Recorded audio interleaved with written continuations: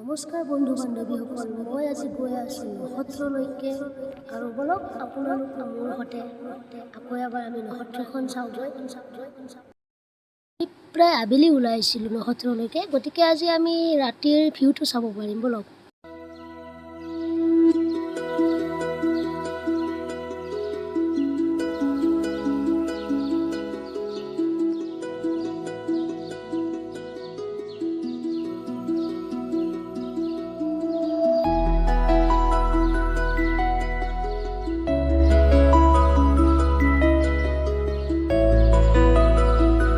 আপাৰচম শিৱসাগৰৰ পৰা আহিছে।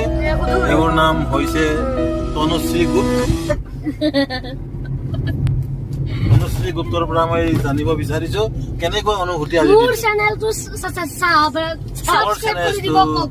মোৰ চেনেলটো বোলে মোৰ চেনেলটো সাবস্ক্ৰাইব কৰি দিব আৰু এনেকুৱা কমেডি ভিডিঅ' চাবলৈ সাবস্ক্ৰাইব কৰাই দিব মোৰ চেনেলটো। নতুন নতুন জেগা আমি দেখাই থাকিম, নতুন নতুন আপডেট পাই থাকিব। আপডেট পাই থকাৰ কাৰণে মোৰ চেনেলটো সাবস্ক্ৰাইব কৰি চাই থাকিব।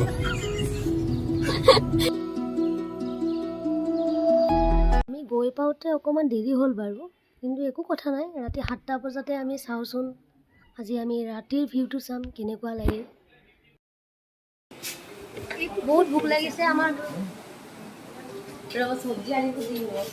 চব্জি অহাই নাই, এতিয়াই চব্জি আহি পালে। দাদা পিঁয়াজ অকণমান দিব আৰু বইল কণী দিবচোন। বইল কণী নাপালোঁ বাৰু, কিন্তু তথাপি কোনো কথা নাই, আমি অমলেট বিচাৰিলোঁ।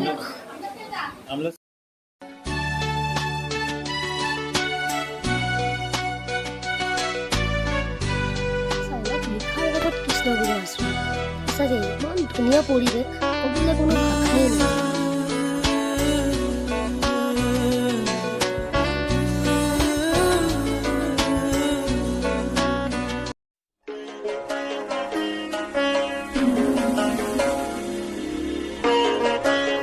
আমি প্ৰসাদ বিতৰণৰ সময়তে গৈ পাইছিলোঁ, সেয়েহে আমিও প্ৰসাদ খাবলৈ ভাগ্যৱান হ'ল বাৰু।